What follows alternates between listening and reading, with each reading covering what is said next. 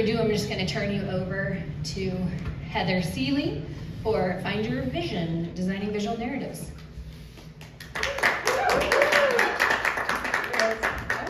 It works. Can you hear me? Yes. Yeah? Okay. This is going to be real casual, so feel free to ask questions during the session. If there's a slide that comes up that you have a question about particularly, it's totally fine. There is a mic right here. If you have a loud living voice, which most of us in production do, then feel free to just raise your hand and I'll call on you too. That's totally fine. So my name is Heather Seeley. I am a local, mostly commercial production designer, a little bit of film. I haven't done a lot of TV. And I work in mainly Colorado. Sometimes I travel, but mostly in Colorado, mostly with Colorado crews. And I'm here to talk about what it's like to be a production designer. And I'm just going to start with a caveat that it might not be as glamorous as you think. I just feel like we need to start there.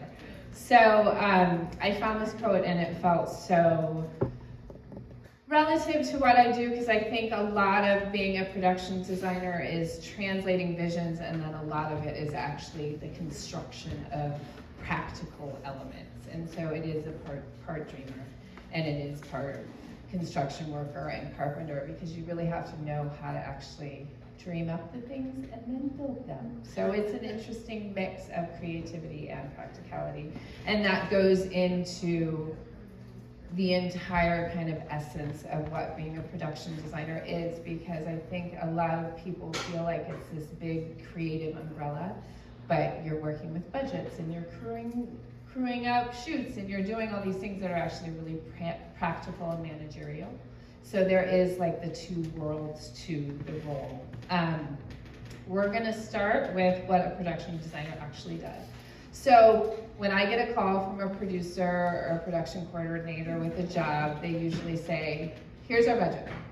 This is what you can do. Sometimes I get a budget that's really specific and broken down, and then sometimes I get a budget that's just a big lump sum and I can manage the money how I want to. So as the production designer and the leader of the art team on a commercial, I have to crew it up. A big part of that, and I think a big responsibility that lands on my shoulder, is actually advocating for really good rates for my team. Because people like to lowball rates. Everyone does it in the world, and I think for what we do and the skill set that it takes, it's really important to advocate for your team to get higher rates. And so then the budget usually includes practical props, a set build, set dressing, labor, trucking, kit fees, meals, all the things that kind of create a art team. And then the production designer is also in charge of the overall look and feel that was initially established by the agency or the client and then translated from the director to me. So a big part of my role is talking to the director. And then as we go through today, most of my experience is in commercials. I will talk about the films that I've worked on, but just have that lens as you kind of look through that, because they're very different beasts with the art team.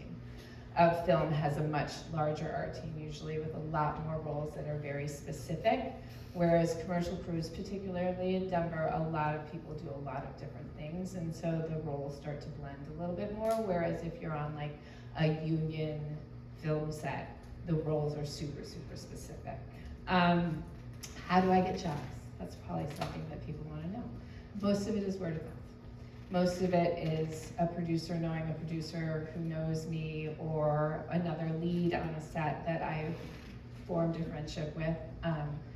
A lot of it is locations people, because they're usually the first people on the ground. They're usually the first phone call, especially from out-of-town production people.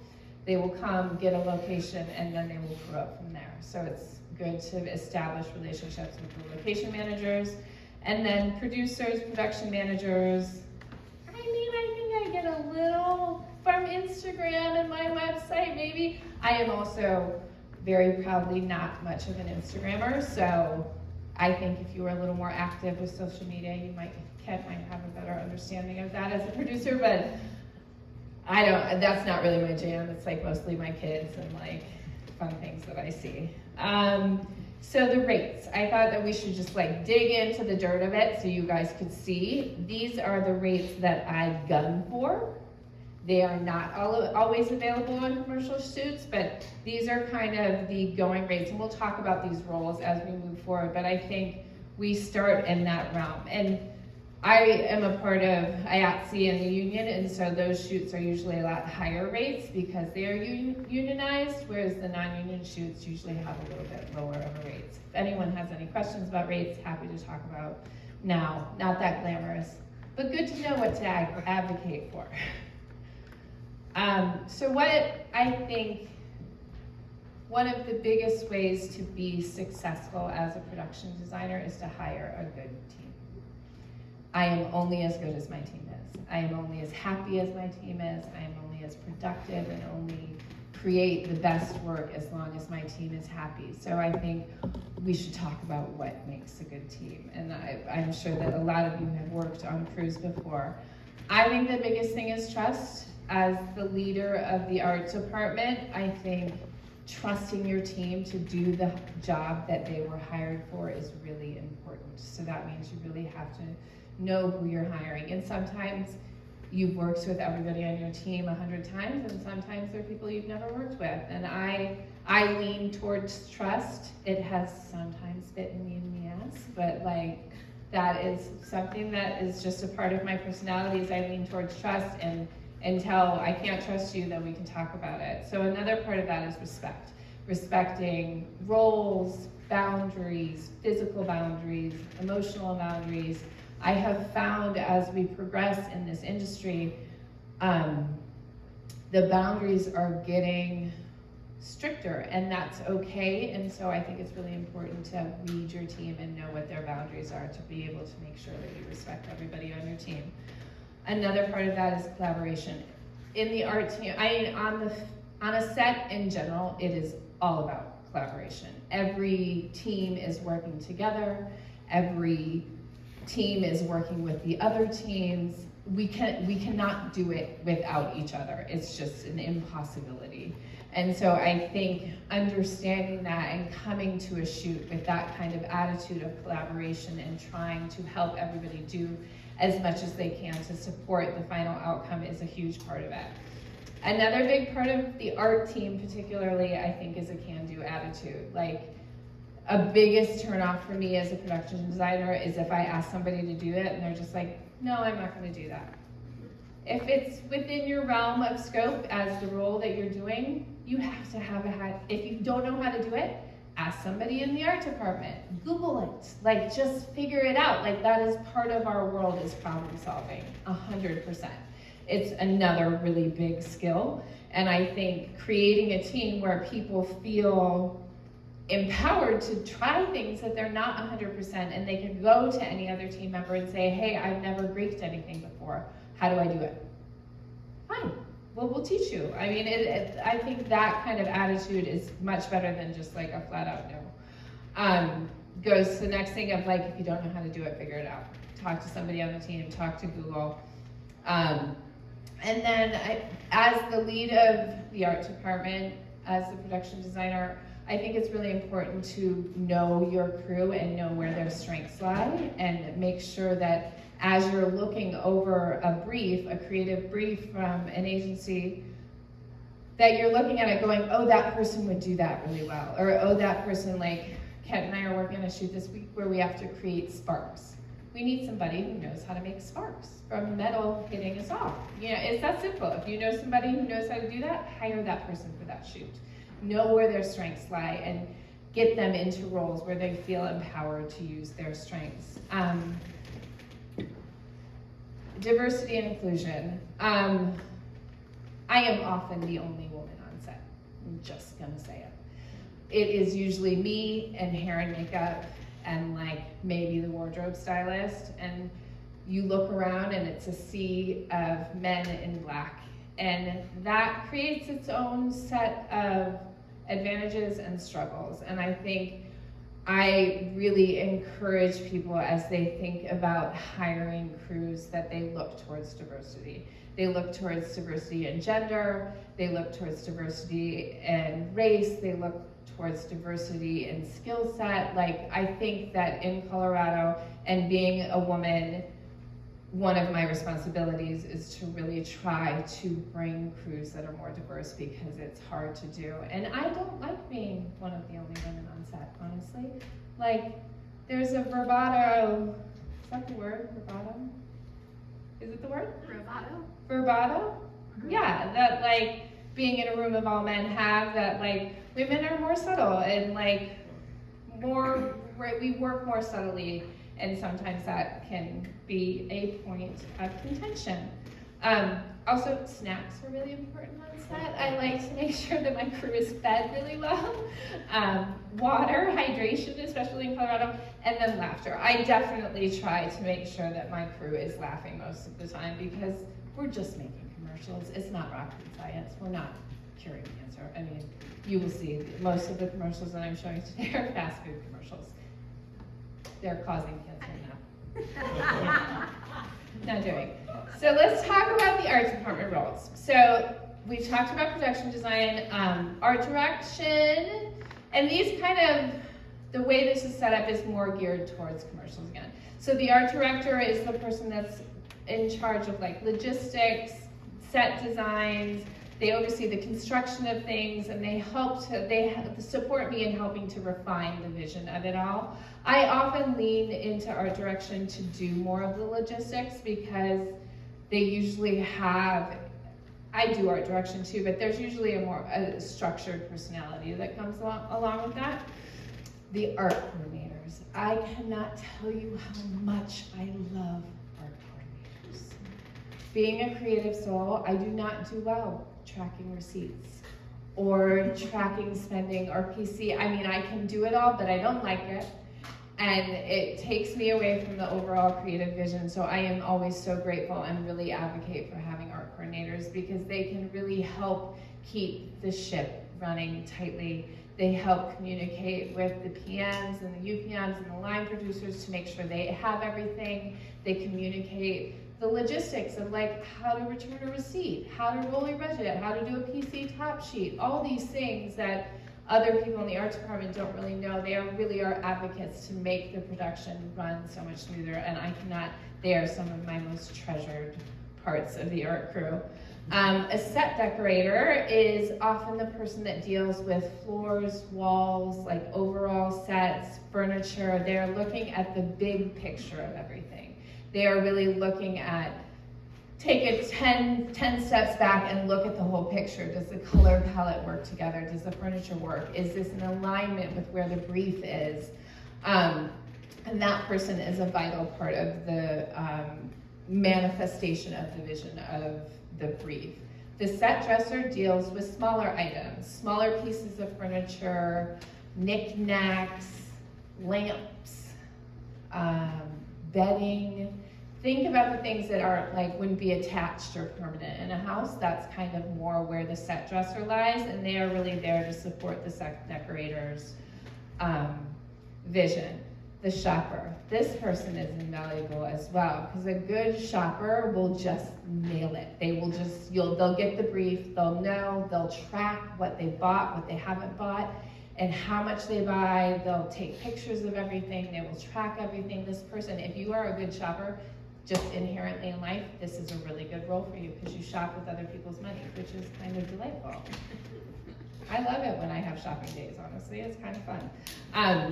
And so a lot of shopping is also renting. So unfortunately, in the Denver market, there are not a lot of rental houses. We have Set the Stage, which does furniture rentals and smalls rentals, but it's a very specific zone.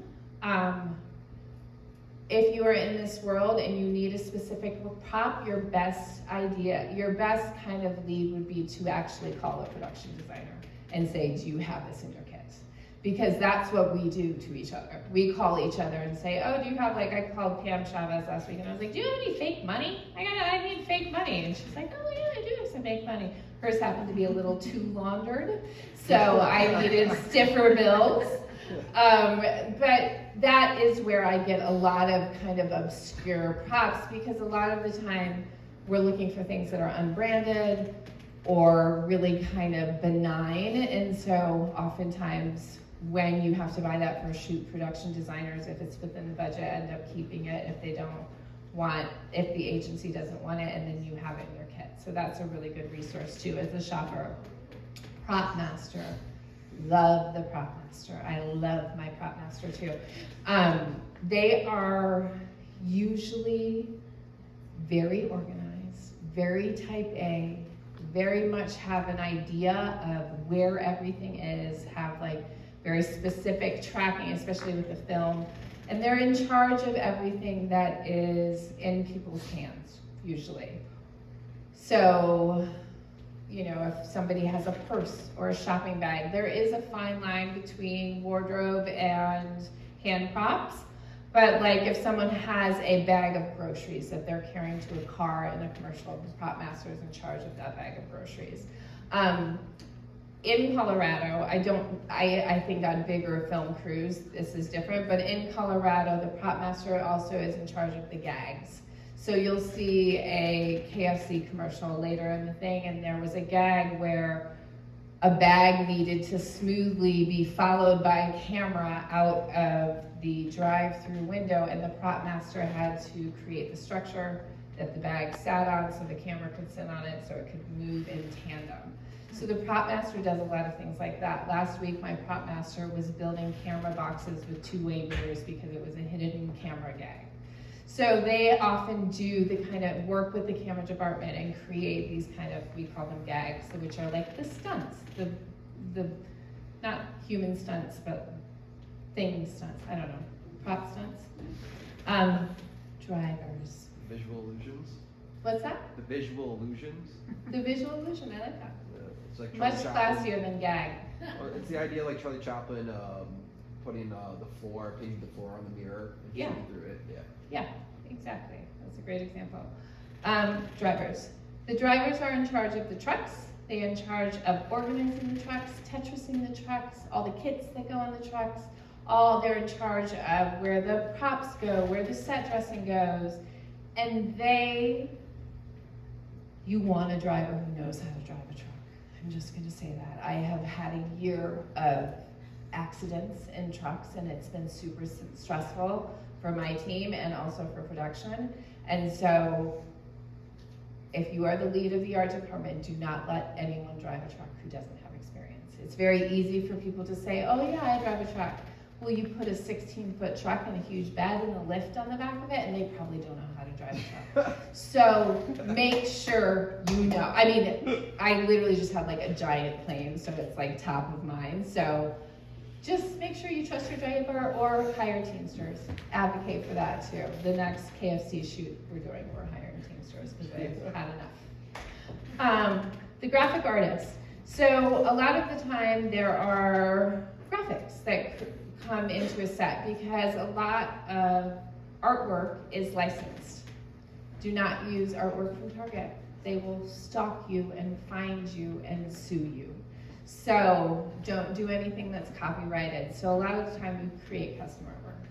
I have like a bevy of artwork that I've created that just sits in my garage that I use on set often because it's my artwork. It's not licensed to anybody but me. And then I find vintage pieces that I go, there's like I think it's like a 30-year, does anyone know? There's like a 30-year window where the copyright kind of expires unless it's like a really famous artist. I can't remember what the actual time frame is. So oftentimes we list graphic artists. I myself know the Adobe Creative Suite. This is a huge asset as a production designer in terms of a computer skill, but also when you are hiring people to do graphics, it does a lot of back and forth and a giant time suck as a production designer, so if you can do them yourself, you save a lot of time in terms of the back and forth. Art assists, like our beloved PAs, art assists are like an integral part of the team. They get us coffee when we're tired, they make sure we have water, they do logistical runs, they kind of just show up and say yes, and they are an invaluable part of the team and they should be heavily respected, and oftentimes they are not, and I'm not down with that. I love PAs. I think they're the hardest working people on set. So as a production designer too, I think outside of your crew, your largest relationship outside of your crew is to the director, because ultimately you are there to manifest their vision. You are there to take their interpretation of the creative brief and bring it to visual form. And so that relationship is really integral in the pre-pro stages and also on the shoot day. I am usually standing right next to the director on the shoot day and talking to them about things to move. Are they okay visually? Is everything okay? You know, I'm usually in the mix right next to them. Some production designers sit behind the monitor and kind of step away. Not my personality. As long as the director is cool, I am like usually kind of right next to them. Also on commercials, it's much faster paced, so it's helpful to be right there. And then there's not, I mean, walkies are fine, but I don't personally like them. So it is really important to run all of the interpretations that you have as the production designer by the director. You know, it depends upon the relationship you have, but that they ultimately have the yes or no. You don't have the yes or no, they do.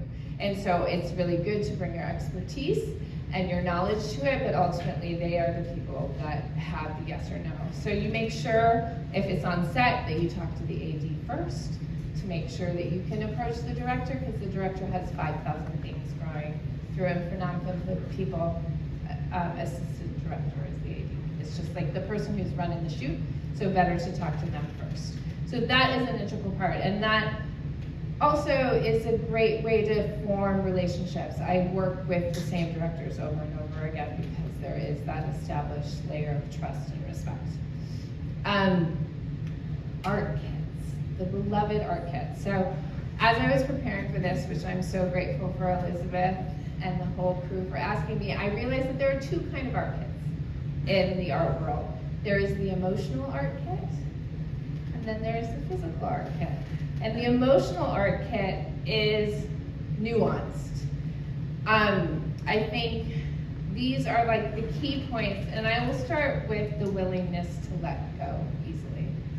I cannot tell you how many times I have spent days and thousands of dollars creating something that never gets seen on camera. This is a part of the job. If you can't let that go, the art department is not the place for you. I mean, it just really is not the place for you. Like, I have created whole custom graphics and spent thousands of dollars, and they are seen, I will show you an example of that. They are seen maybe this much, and it was literally thousands of dollars and so much time.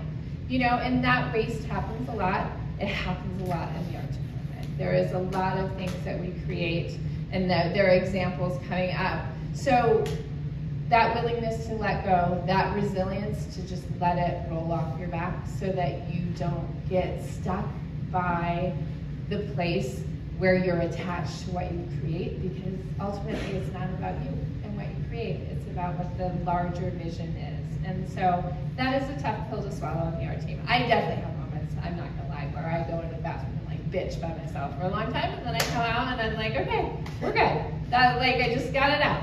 But it's there's an ego blow to it. So I think if you are new to the art department, that is a tough pill to swallow. Like, I have had PAs look at me in commercials be like, are you kidding me right now? And I'm just like, yeah, this is just kind of how it is. The sooner you get used to it, the easier it is. So that comes with resilience. It also comes with quick problem solving, because if they choose to not use the element that you created and we are trying to cover something up, that means in that moment you have to come up with something else to cover it up. You have to come up with a plant or a piece of furniture or something else if what you plan to put there doesn't work, which happens all the time. So in the art department, more is more. You just bring more. It's just like, you just bring everything you got. You bring all the guns. Like, people are like, how many plants do you have in the truck? I'm like, 20. They're like, why? And I'm like, because you might need this height, or you might need that height, or you might need that height. We really don't know until we have a camera. And in the commercial world, you're not given the time to pre-plan that stuff. Film world, you're given the time. Commercials, you are not. That being said, with that kind of essence of being willing to let go, you also have the discernment to know what to fight for. There have been moments where I've been like, actually no, that is an integral part of what the story that we're telling, and I'm gonna fight for that. So there is a fine line of knowing when to let go and when to fight. And it's different in every situation, but I think having those two skill sets is really important. Communication is also really important. The art team is constantly talking from person to person to person to person about what needs to be done, what kind of tool or tape or sticky thing we need, how tall it needs to be, how short it needs to be. I mean, the art department is usually on bigger commercials on its own channel because we are constantly talking to each other, constantly saying, can you run this in, can you run this out, you have to strike that, what's happening, where are we going, what's happening, where's the butyl, help! Like, I mean, it is just chaos. The art department is a little chaotic in its nature. And so communication is a key thing. And it's quick communication. The art department hustles. We work really fast and really hard. And if you don't have that personality, this is not the place for you. It is just a hard working team. And that is I think productions in general are hardworking, fast-paced people. The art department particularly moves pretty quickly. So then the ability to compromise, again, goes back to what to fight, not fight for, and also compromise with your budget, with your vision. Like, hey, this is great. I love that you like this. That doesn't fit into the budget. Sorry. Again, what do you fight for? What do you not fight for? Then we have the practical bit, which is the carpenter side of our world. We have things, if you want me to send you this, if you are new to the art world and want to know what's in your art kit, I'm happy to share it. I'm happy to say, do you have this in your art kit? I'm sure there are things that I forgot, but this is the essence. Things that make things stick. Gaff tape, duct tape, butyl, Topstick, double-sided tape, metal tape, putty, museum putty, blue tape, I don't know, any kind of thing. I mean, I get lost in the tape aisle on Home Depot on a regular basis because I'm like, oh, what could that tape do in that moment? Because part of what we do is impermanence, right? So you need things that aren't going to leave damage on the location. They're not going to rip the paint off the walls. So that is nuanced, and there are specific things that do that. Cleaning. I joke all the time that the art department is the janitorial staff on a shoot because Ken and I did a shoot in Pueblo in an old, what was that? It was like a slaughterhouse. Yeah, Elizabeth would know. God, I don't remember. It's like a slaughter, it's like a meat processing facility. Yeah. But now it's like an event space, essentially. It wasn't an event space yet. And I went down there and showed up, and it was an open air giant room. It was for an oxygen trailer for one of their TV shows.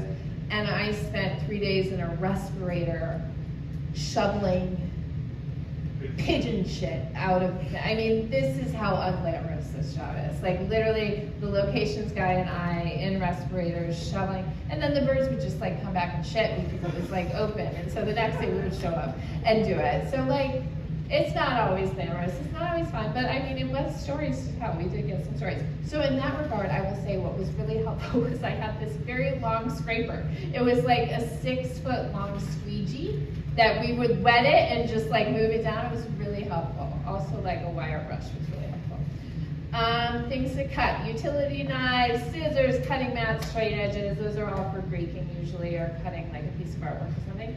Things to hang that are sometimes you can hang permanent stuff, sometimes you can't. So poster putty is really helpful.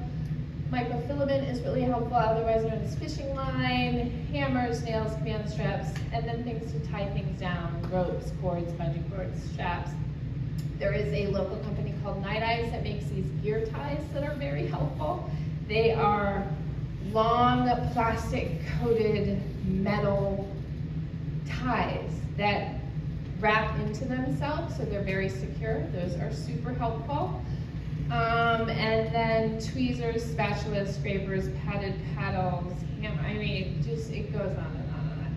over my career, my friend Alex, it just grows. It just like takes up more and more of my garage, and it just is what it is. And it kind of amends given the brief and the shoot and location and all of this, but it just kind of keeps going. A steamer is helpful. Hudson sprayer, or one of those like pump sprayer things, those are very helpful because oftentimes you have to make things wet and shiny. Glycerin is helpful. I mean, if you have specific questions, or you can email me, I'm happy to help. So packing a good truck. So if you play Tetris, I suggest you just keep playing Tetris because that is really what this is. It is a game of Tetris. It is so specific, and usually you have to be so efficient. And the better the pack truck, the happier the production designer. If I come out at the end of the day and it's like a super organized truck, I'm like the happiest person on the planet because it just makes everybody's life so much easier. The set designer has their space. The prop person has their space, and then you have all your art kit together, so everybody knows when they bring stuff in and out, they know where it goes. You could even color code it if that's really your jam. I would be totally down with that. There are usually shelves in it, a dolly in it, brooms, shovels, leaf blowers, straps, shelves, and then again, the most important thing is a good driver. I can't tell you. I'm not going to tell you specifics because it's really embarrassing, but just a good driver. Greeking. Does anybody know what greeking is? I know you know. Anybody else know what greeking is? Greeking is the art of removing labels, essentially. So, in a commercial, you cannot use anything that's branded unless it is the brand you are using. This is specifically in a commercial. Somebody told me the other day that in a movie you don't have to get clearance, but I don't really believe them. They said that when I was doing the grocery store shoot, and I was like, I don't actually believe you. So you can't show branded content or unwanted elements. So there are so many different ways to greet. 80% of the time, again, is because we do not own the license to actually show that product. Your first step in this is to honestly, if you are buying props or doing set dress, is to buy things without logos or logos that are easily removable. That is where the easiest place to begin. So if it's got a smaller logo or a logo that's easy to scrape off, that's amazing. That will make your life a lot easier. The other things that will make your life easier are these tools. So the image right here is a page from a greeting booth from a company called ISX Expandables, and I'm happy to share this. It is expensive. It is $280. It is a giant binder of all different sizes of stickers in all different colors. So on the fly, on set, this thing is a game changer because you're not actually cutting the vinyl to do it. Because otherwise, you're getting random sheets of vinyl, you're cutting shapes. Circles are notoriously hard to cut out of vinyl, even if you have these guides. So if you have pre-cut greeting stickers, this makes your life a whole lot easier. Cutting mat is invaluable too. That is always, always in my kit. And then a variety of tools, tweezers, scrapers, things like that. If you think about putting a giant sticker on a non-straight surface, just think about how fun that is to do in 30 seconds. So that's what you're doing most of the time. Most of the time you are taking something and slapping it on very quickly. It's not fun. It's actually not my favorite part of my job. A big part of my job that I do like is actually creating art decks. So I usually do this in Google Slides. People do it in SketchUp. They do it in Illustrator. Do it however you want to do it. I love creating art decks because I think it is the beginning of that visual narrative that we are creating. It allows people to see how you are, as a production designer, interpreting that creative brief. So these are helpful things to do. Again, I can't tell you enough. I use the Adobe Creative Suite on a regular basis in my life. I took like a course 15 years ago at night for $1,300 or something like this. It's some of the best money I've ever spent. I just use it all the time. So it's a really good one. I am still learning SketchUp. I am not very good at it. I usually hire people to do mock-ups because I'm not very good at it. But if I could do it myself, again, it's like the graphics. If I could do it myself, there would be a lot less back and forth and a lot less money spent. So I think some of the things to think about when you're creating an art deck is to think about how the pieces are going together, how you're telling the story. Do the props have the page? Do a set dressing have a page? Does the overall color palette have a page? So I'll give you some examples of what I think is valuable, and then also sometimes when you're communicating what you're doing to agency or client, they are very good at taking one little thing that you threw in there last minute as an idea and just being like, I don't like that, and then sticking with that and holding on really tight to it. So be discerning about what you put in there, or at least what you put in there that ends up in front of the eyes of the agency, because they like to nitpick stuff that's like to you was just like a throw-in. So just know, you know, create a page for yourself that's like ideas that you bring to set that they'll probably love, but to see it in the visual form in an art deck, they might nitpick. So just know that. So I often create floor plans. So the one on the left is my little chicken scratch. I've done them on napkins before, when I've forgotten notebooks, all sorts of things. But this is part of just allowing the director and the director of photography particularly to know what the space is going to look like so that they can know how to light it. Oftentimes, like Elizabeth and I did a movie called Lovers together last year, and I had to measure out every location so that the DP knew where the lights were going to go, what kind of lights she needed, all of this. That, by the way, caveat, female-led film crew was pretty badass. It was pretty awesome to have all the women be leads. And then this is SketchUp. So on the right is SketchUp. So that's kind of, you can start here and then you kind of move towards that, so you can add furniture, you can add specific shelves, you can add color palettes once you kind of have the overall thing. And that allows people to kind of really vision, again, not specific, not 100%, but it allows them to vision what's actually happening. Color palettes. So this is one of my favorite places to land as a production designer, just because I really like color and patterns and things like that.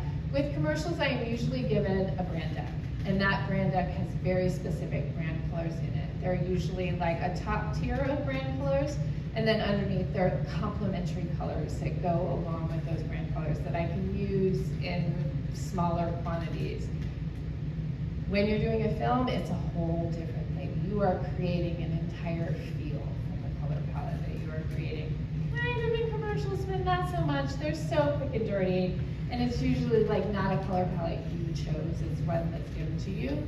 Whereas in film, the color palette you choose is going to be affected by the lighting, it's going to be affected by how it's colored after it's actually shot and edited. Like there's so much nuance to the color that you're creating. And working on a film, working with the DP to know how they're going to light it, to know how that color is actually going to read on camera is really interesting too, because oftentimes you'll put in a color that you think is like, oh, so subtle and wonderful, and the minute a light hits it, it turns into like Barbie pink, and you're like, oh, I didn't mean to have it stand out like that, and then you have to pivot, spray paint it, or do whatever. So when you're thinking about color palettes with films, you are thinking about the emotional component of color and what you want to evoke. That's, again, I do mostly commercials, not a lot of film.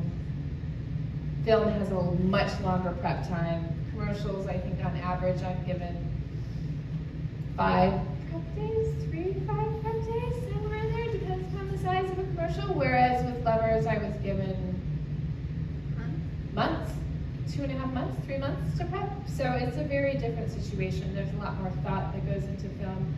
I loved that part of film. I loved the nuance of what I got to create, and from a production design standpoint. I loved the ability and the time to delve into the characters, to think how they would cut their sandwiches, to think what they would have on the wall, what kind of flowers they would have dying in the vase. Like, I loved that part of it. I do not get that luxury very often in commercials. You also make a lot more money in commercials, not less money in film, unless you're working on big budget films. I worked on mostly indie films. A lot of time, like an art director is on a weekly salary versus a day rate when you're on a film. Production designers too. I think there's value to both of them. I think it's good to experience it all. If I had a life where I didn't have an 8-year-old child, I would probably do more film if I had the ability to do that, but I have to be very discerning about what I take that's not local. So I think you'll see that a lot of people who take films don't have kids from families because it's a hard road. Any questions there on the difference between film and commercials? Any questions at all? Everybody's good, happy? Do you have snacks? Do you have water? Are you laughing? I have a question. This is probably a stupid question. No. There are no stupid questions. Oh, let me take a shot. One of your first slides was a rate card. Yeah. Is that a daily rate that you try to estimate the number of days filming? And how do you cover, like I always try to build in consultative hours. Yeah. When I know we're gonna have to do a lot outside of that. How do you schedule? So that's a day rate. So that those rates I posted are usually a 10-hour day. I mean, sometimes people will ask for 12 hours for those days, but I try to allow that to be a 10-hour day because it's a long 10-hour day. And people have to drive back and forth and all that. So those are typically day rates. So in terms of consulting, you know, it depends upon how you start. Are you a producer? Yeah. So it depends upon how you structure, you know, I mean, I can spend 3 hours on the phone call one day and then not do anything for the rest of the day and then do something the next day, and I kind of just track my time as a production designer.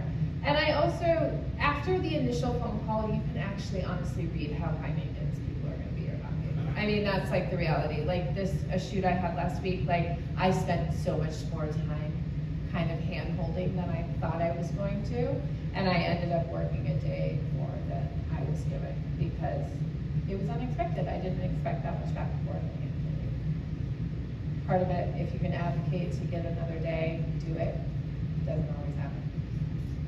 But a lot of that, I think, is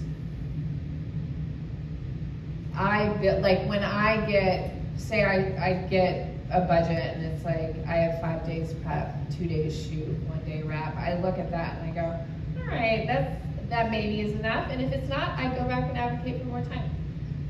You know, I think that's just part of learning how fast you work. Some people work faster than other people do. Some agencies are easier to work with, some are harder. Like at this point when I work with directors, I know there's a shorthand, so the prep time is less because you kind of understand what you're doing. You know, you understand how each other communicates, there's trust there, there's respect there, there's less back and forth. See, not a stupid question. Did I answer it? Yeah. Okay. It's usually me. I'm in a place where most of my work is in the nonprofit space. Uh-huh. And I'm trying to constantly advocate for my crew. Yeah. And then at the end of the day, figure out how to get something out of it. Yeah.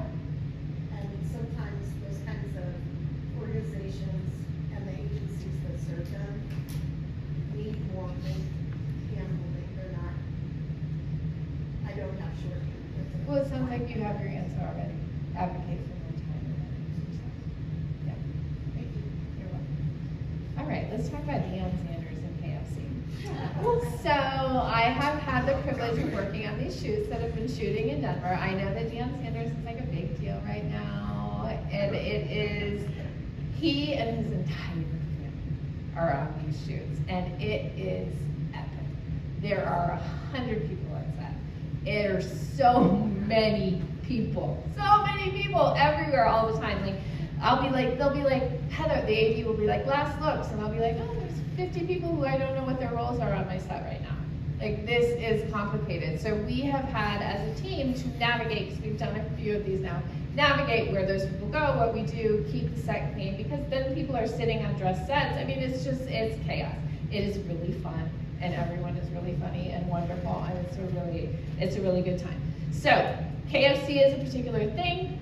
they come with brand colors. So they were like, these are brand colors. You may absolutely not use yellow and red together because that is McDonald's and not KFC. So like I literally put like, or a set deck person put like a vase next to a red item that was yellow, and they were like, no. I was like, oh, okay, all right, here's your boundary, fine. So then you get supplementary colors. So then we play a lot with this because you will have all of their packaging, you will have their branded cups, you will have the food, you will have all this stuff that lands in the red and the white and the black zone. And then you have, so a lot of the set dressing will actually be those supplemental colors. So I happen to like those colors with that, so it's a fun thing to do. So this is an example of a slide from the deck. So this is the set dressing. So this is an example of something that I would give to the director and then they would share with the agency, because it allows them to see where I am going with the set dressing.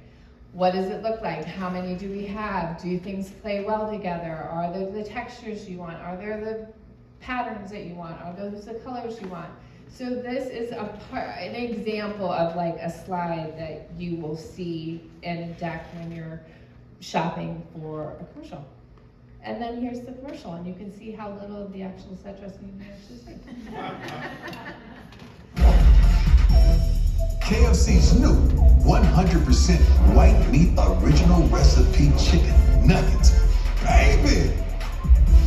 You've never ever had nuggets like this. What you think, baby girl? It's prime time, baby!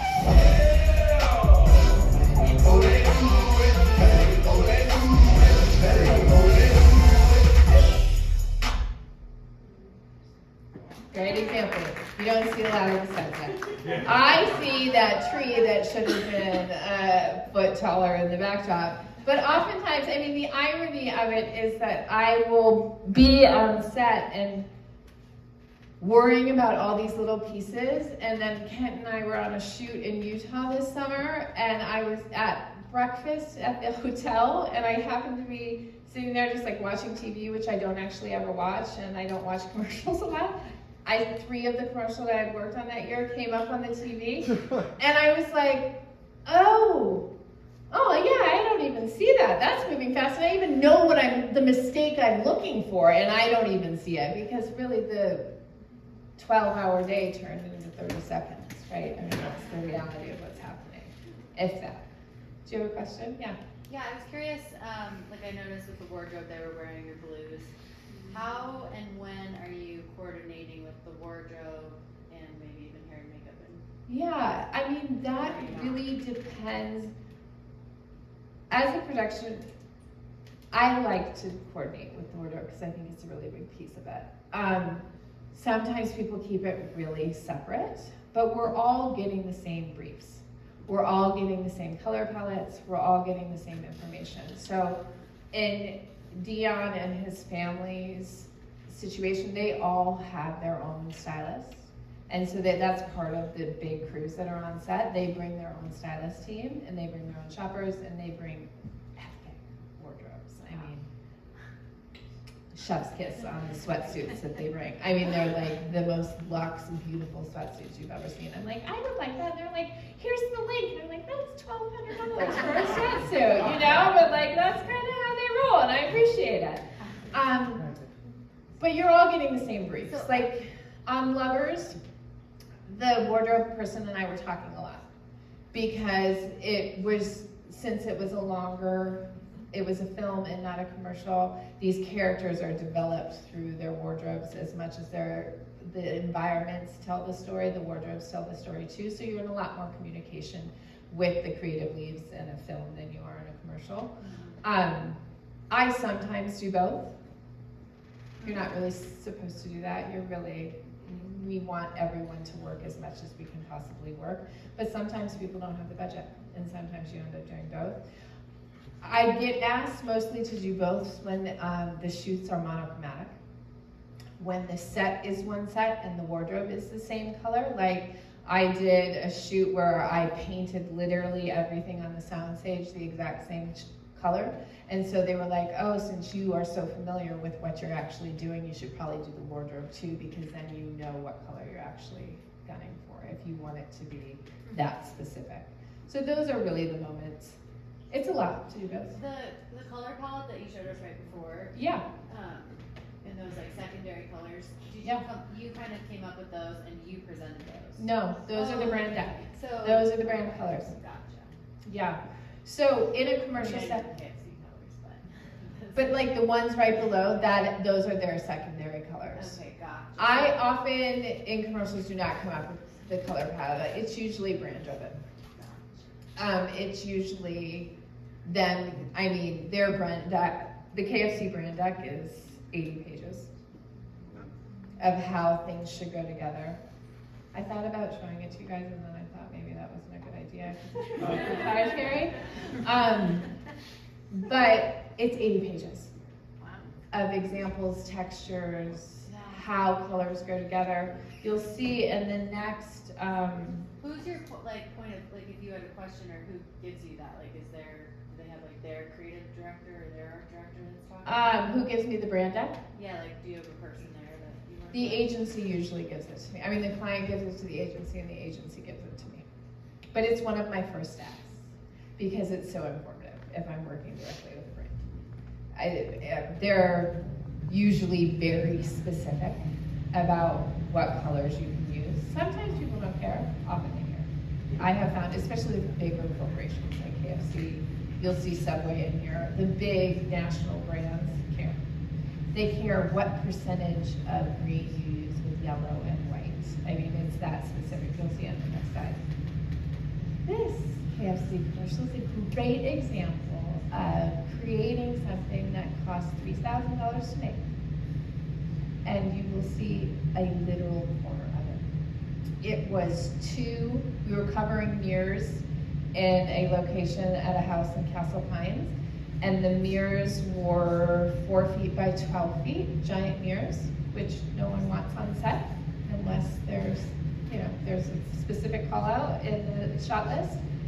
And you will see, look for black and white graphics, you will see how much of this was used.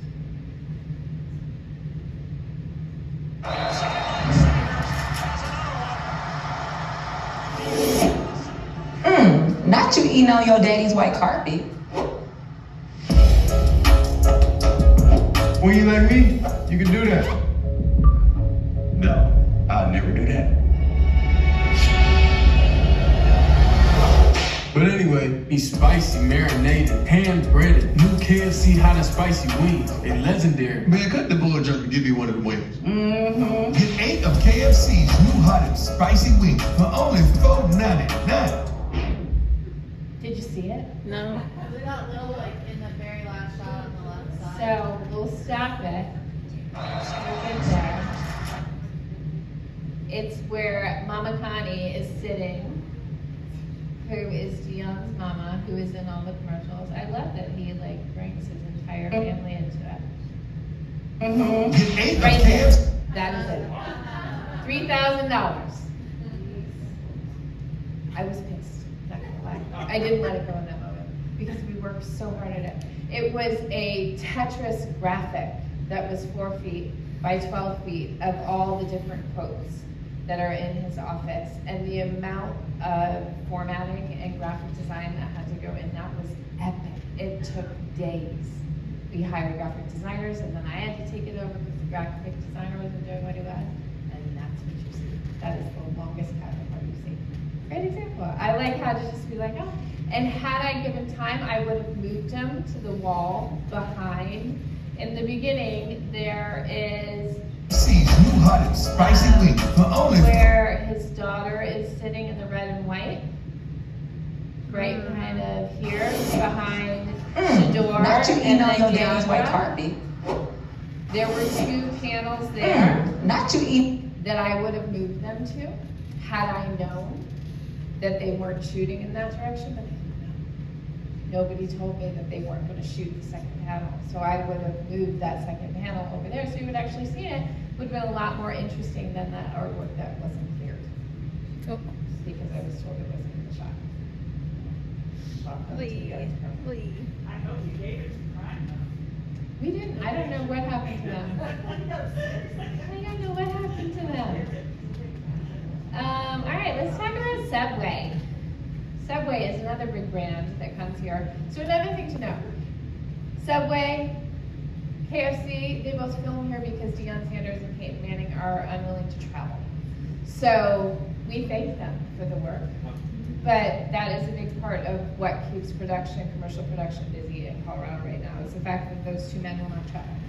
So Subway was my first, I joined the union this year, this was my first union shoot. It was a whole different beast. I had a huge art crew, which I was so grateful for. And there were so many more people on set, and it was just really a much bigger production. It was with Peyton Manning and then Mallory Swanson, who is a female soccer player. We shot at Dick's Arena out in, where is that, Northland, somewhere around there? Right? Where's Dick's? Right, Northland? City. Commerce City, yes. We paid a lot of money for a venue that we didn't need, which happens quite often as well. So here is how specific Subway is.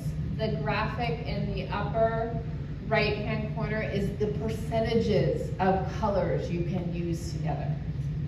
That is how specific certain brands get. So these are the primary colors, secondary colors. I mean, this brand deck is about 150 because it goes through all the logos, how you can use the logos, which logos can be used together on what packaging. I mean, it is very specific. I'm not gonna lie, I usually skim it to the color palette part because I don't need to know a lot of the information. I need to know this. This is where I need to go because if I'm having to match it with graphics, I need to know the actual specific Pantone colors for printing, you know, all of that. So this was an office. We created an office for Peyton. This is an example of a slide for set dressing options. This was, I kind of created one slide, put together furniture, and in this particular shoot, I created multiple slides of this. So created multiple office concepts so that they could they could cherry pick what they wanted to, or they could have just picked like the one kind of office that they wanted. You will see a lot of these pieces. Here's a great example. We were given a creative brief. We were given a page with 50 specific props on it. Specific props, down to Subway action figures. I tasked my team with starting to create these props. We create pendants, helmets. We created a Subway sandwich phone. We created earrings. I mean, we really just gave them every single thing that was on there. 132nd spot. 132nd spot. Every single thing that was on their list. We show up the day, it was a 2-day shoot. We show up and I'm talking to the AD and I was like, here are all the props. At some point it'd be great to like walk through all the props with the agency and then have the client come, and they're like, okay. And he's like, no, you don't need to do that. Just start set dressing. And I was like, all right, well, as long as I have clearance from you to just dress as the brief says, we'll start to set dress. We started to set dress. We decked the entire thing out. I mean, we had custom Subway-ish Subway sandwich aficionado magazines made. We had posters made. I mean, hours and hours of graphic design. I'm in the next room and I hear the client go, why is there so much stuff with Subway sandwiches everywhere? Why are Subway colors everywhere? Why is everything so sandwich heavy? And my whole face just like turns bright red and I'm just like, okay. Thank God I had an entire, the set dresser had brought a bunch of backup props, which we always do, because the agency had not talked to the client about what they actually wanted, which happens all the time. And then I later found out from one of the younger agency guys that was there that the prop list that I was given that was so specific was just like off the cuff brainstorming, that nobody ever finalized it. but nobody ever told me. So that happens all the time. So that's why part of our job is letting it go, because there's nothing you can do. I mean, we're given these giant budgets. It is a very wasteful world. We can talk about sustainability causes. I've been really thinking a lot about it lately because it is a very wasteful process, emotionally and physically. I mean, this I saved because I just needed it in my life. I saved the phone as well. That banner is in my garage. You know, I saved the helmet because maybe I'll use it again because it's unbranded and was expensive. But you know, a lot of the stuff just gets thrown in the trash. So that was one of the biggest lessons of this year, was like, ooh, and ironically, this is happening with two big corporations. Happens less in smaller shoots because the budgets aren't as big, and so it's different. Now let's talk about this commercial and see what you see.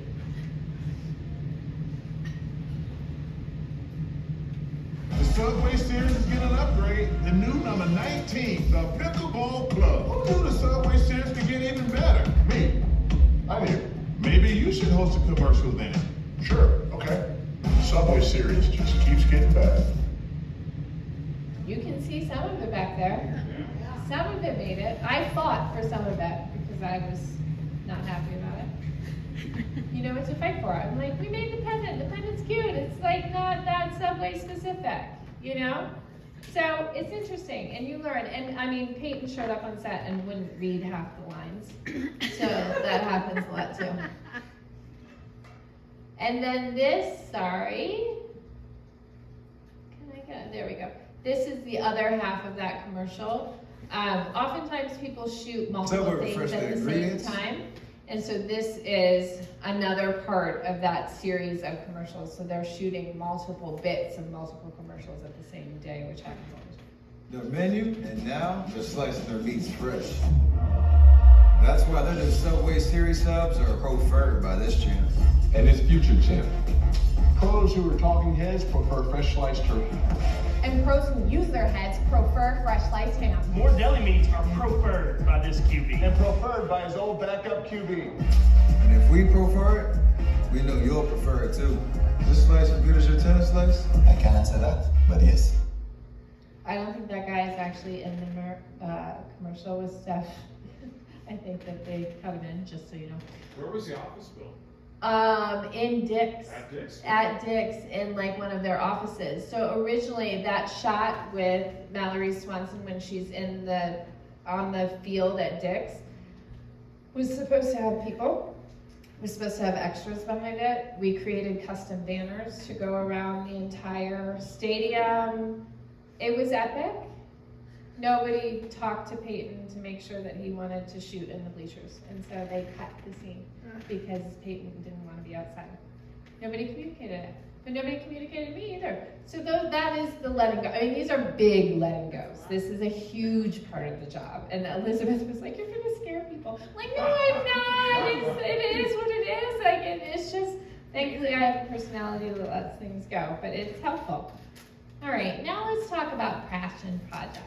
Let's talk about Lovers. So Lovers, hold on, let me get back to the slideshow. Sorry for the clumsiness. Lovers was a local film. It was shot in Denver at the High Dive mostly. It is a story about a group of friends. It is a very thoughtful, very curated story, and it was so amazing and such an amazing learning lesson. It was a lower budget film. Can I say how much it was? Yeah. It was $1 million budget. We shot 14 days. Yes.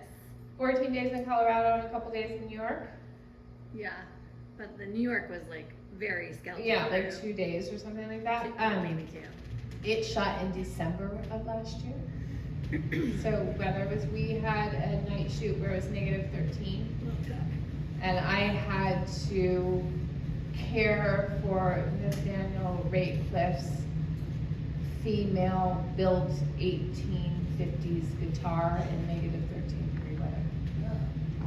It's really stressful. It's like, am I gonna get fired over this? Like, this daunting task to me. It was really intense.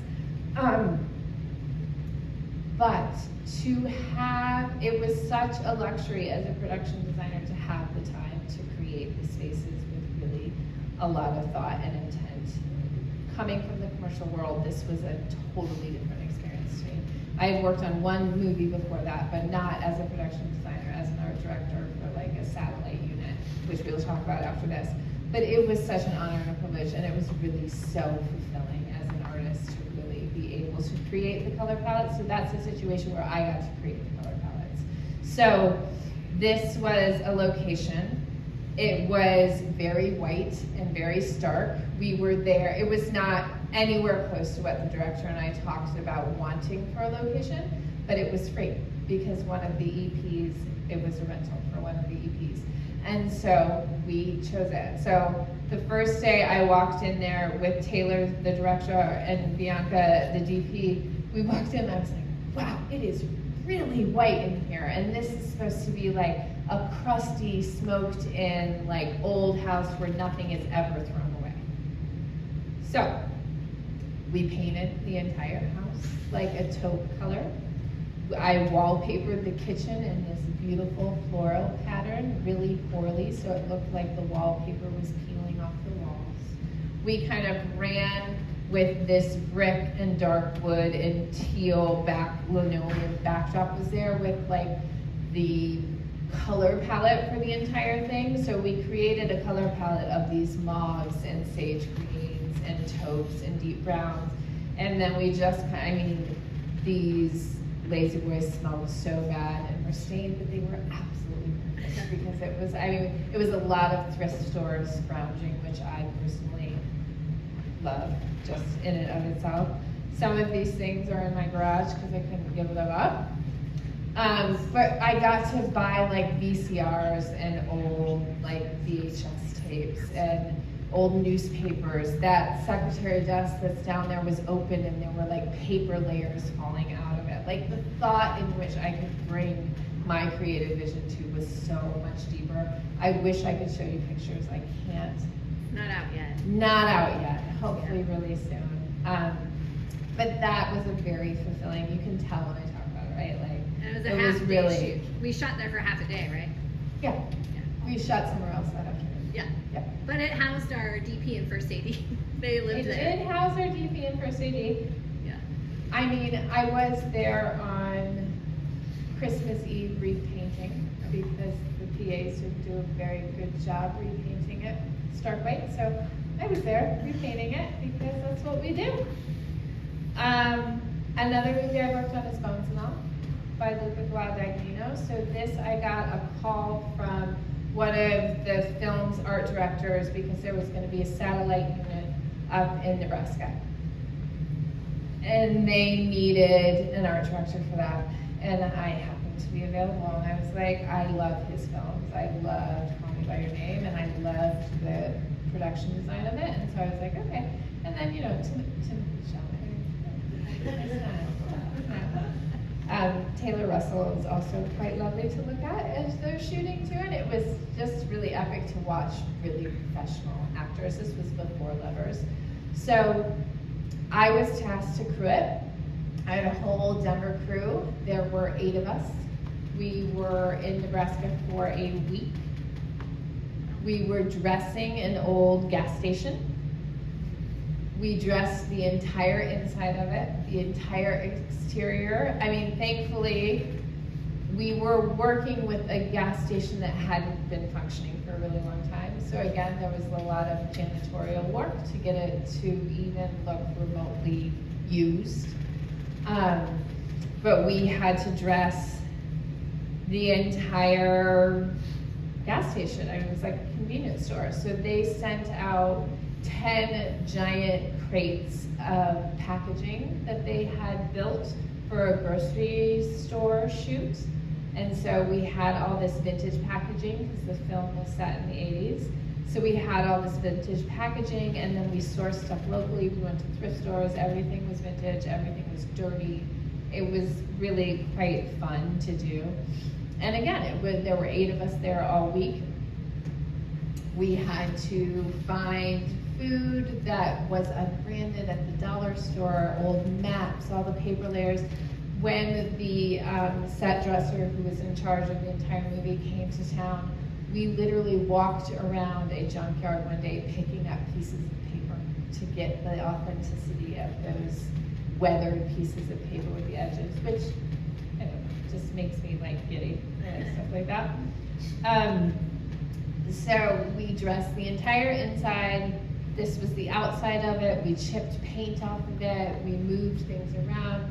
I had to find a local guy who was the pinball machine fixer in town to come fix the old gas tanks, so that when like the pumps, so that they would actually work. So when Timothy came to pull the pump out of it, that the dial would actually work. So that's the layers of stuff you're thinking through, right? So we were all there for a week. I was there for 10 days because I had to wrap. This is what you saw. You never saw the interior of the gas station. You never saw any of it. This is just what we do. I put those numbers on the sign. I had to research the gas prices of gas in the 1980s. But this is just part of it. But I wouldn't take any of it back. It was so fun to create. And I wish it would have made it to camera, but it was so fun to create. And that is what you get to do with film.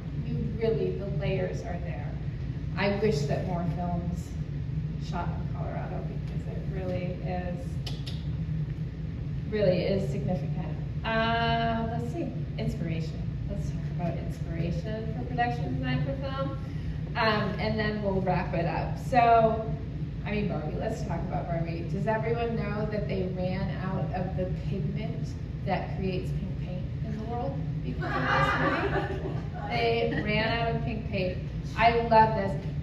I watched every video with the production designer and set decorator I could, and they also, one of the other things that I think is so magical about this movie is they created a 2/3 perspective, which means that the actor was a third bigger than the entire set to create that kind of proportion that Barbie had.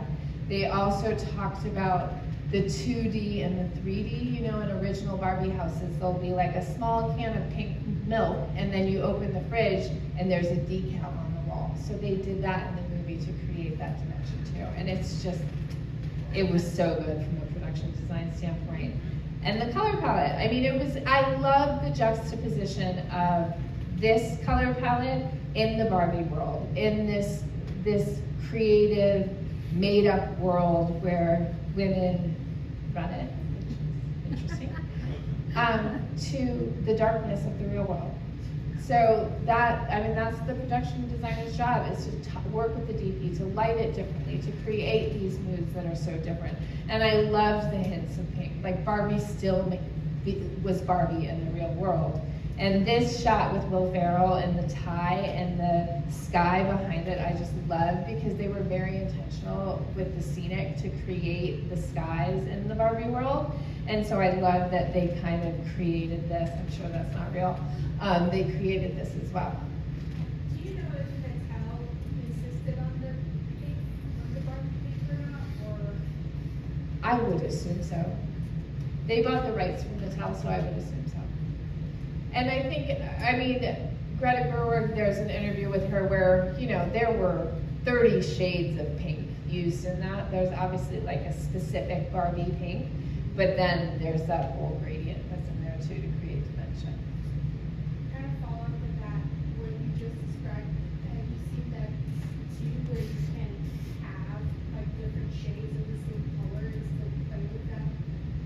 Yeah, I get asked to do a lot of monochromatic stuff. It was really popular for a while, and it can't really all be one color. It just falls very flat, and the definition of monochromatic is actually not one color, it's like the gradient of color.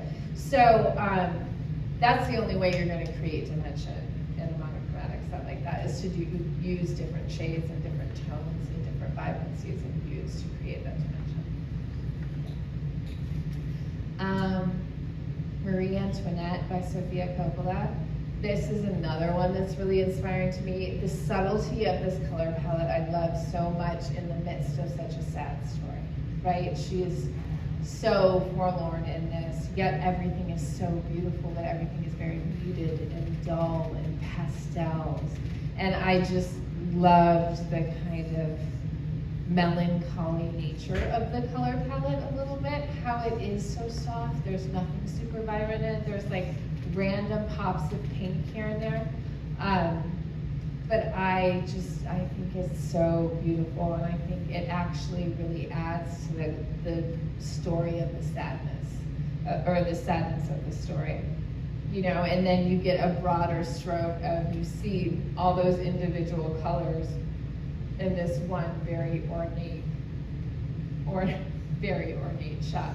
But like, you pull in the greens from outside with the asparagus, you pull in the pinks and the blues. I just think it's like brilliant. And then one of my personal favorite, Mark Friedberg, is the production designer for all of Wes Anderson's films. And it's just so beautiful. It is so well thought out, as you can see by the storyboard. Everything relates to everything else in their movies, and everything is so specific. I mean, I rewatch those films over and over and over again for inspiration, because I think when you come towards film and create these color palettes, it is such a big part of the story. And obviously this is colored after it was edited, but like, it all is a part of it. You know, it's all the same story. So I'm gonna stop talking now, because I'm sure everyone's a little bored. I just wanted to end with, I actually absolutely love what I do. All the frustrations I talk about and all the pain points are well worth it. One of the reasons I love what I do is that every single job is different. Every single crew is different, and on every single shoot, no matter what it is, I learn something. And that is a really valuable thing in a job, and it doesn't happen very often in a lot of jobs, that every day is different, and I really appreciate that. So thank you for having me, thank you for coming.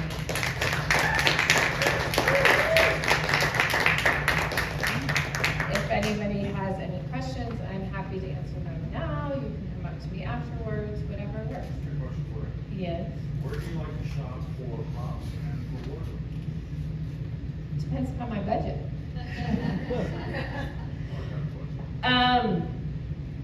You know, I have a very hard time shopping at like Target or big box stores, because what I have seen over the last few years is that all the set dressing and all the props look exactly the same in every commercial, because they're all from the same stores. So I like more of a found look. I like to go to thrift stores, like consignment stores, vintage shops. I shop on Craigslist all the time. I shop on Facebook Marketplace all the time. Just because if the budget's smaller, I can't buy new, especially for furniture. I mean, unfortunately, we do return a lot in the world. I don't return wardrobe that's worn, but you know, you overbuy and then reel it back. And then I always like to have backups. So I was asked for a lot more petty cash than is actually in the budget. So yeah. Like, I don't know if you can say like what the budget is on, say, the subway shoot. Yeah. What percentage of like the whole budget is allocated to the arts department on those shoots, or do you even know it? I think that entire shoot was a $1 million commercial. That's what was told to me, right? I think that's roughly what it is. Kent will have a better understanding. He works better more. He's a big local producer, Kent Youngblood, everybody. And he will have an idea of like the broader things. My budget on that was, what was that? I feel like it was around 60,000 bucks. That includes labor, but I had to ask for more money on that shoot, which I don't often do. Because their asks were so out of the scope of what was originally asked when I approved the budget. So I came back, we had to ask for 3 more days for the art coordinator because it was like a logistical hell. And then I had 2 extra days, and then I think we asked about $5,000 more for the pop budget because there were so many more asks. But I think that was $1 million commercial, but they're also paying Pete Manning a lot of money. Yeah. One other question. I wonder if we could see the rate sheet that you made Yeah, sure. again. Yeah. Thank you very much.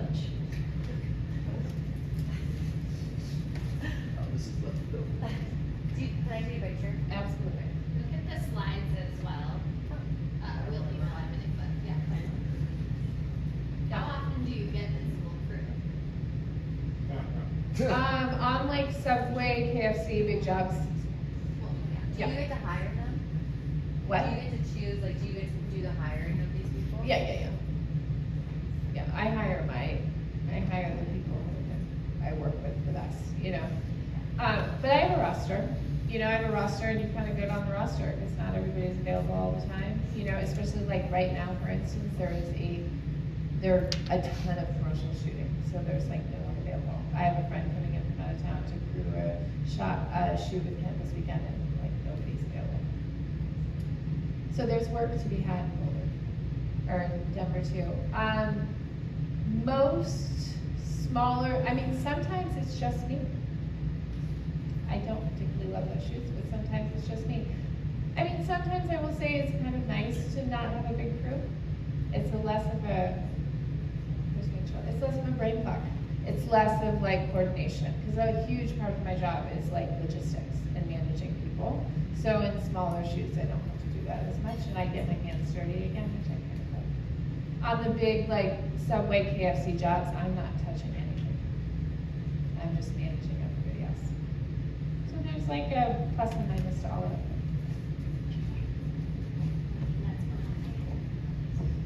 You mentioned in one of the slides diversity and inclusion, and so how do you find people that you work with within all these different areas, but how do you manage to bring that to different shoots when you're the one hiring? Where do you look? How do you find new people to work with? A huge part of my roster is women. Sometimes it's really helpful to have a 6'5" dude on set that doesn't need a ladder to move tall things and is really strong. But often I've found the women are just as badass and just as strong. So I try to, and my art team is usually 80% women and like a couple guys. At least I try. So I think, I've worked with a couple. I did a Nature's Way shoot, 2 years ago, and the director made every head of department be a person of color or a woman, and it was awesome. That being said, in Colorado, she had to fly a lot of people in. So our community, unfortunately, is not a very diverse community in the film world in Colorado. So if that is important to the leads, then they often have to fly people in, but it's still important. And I think that we need to do that and work towards that as much as we can. So I try to do it as much as I can with what's available. Yeah. Just as a, oh, good God. I've had really good luck with the Brown Girls documentary Mafia. I don't know if you've ever used their website. Yeah. And you can post jobs and you can look for talent and be really intentional. Yeah. Thank you for that reminder, because I feel like I came across them the other day somewhere. There is also a Denver Ladies in Production Google Sheets. I use that all the time. All the time. There's also a Facebook group that's Denver Ladies in Production that's super helpful as well, that I post often on that to try to get more women at my crews. But I also just, sometimes there's a little more drama, sometimes there's not. And I've also said as a prop master for a long time too. Yeah. Yes, I have. A lot of prop masters are actually men. Yes, they are actually. My go-to prop masters are men. The one I use the most, he just is really good at what he does because he's so anal, and I'm not that anal. So it's really helpful. He was on Lovers with us, and he was invaluable to me on Lovers. Because there was shot in bars, there was a lot of beverages flying around, lots of cigarettes, lots of things you don't want to touch. The cigarette management, oh my God, during COVID too. We shot during COVID. Cigarettes. They were fake cigarettes, but we had to, like, everything was specifically marked in individual bags with people's names on it. Yeah, I forgot about that until right now, I just like put that on my mind. And anything else? And you can feel free to come up to me. I'm Hatch Created on Instagram. And so, like I said, it's not like 100% work, but it's a really easy way to reach out to me. My business is called Hatch.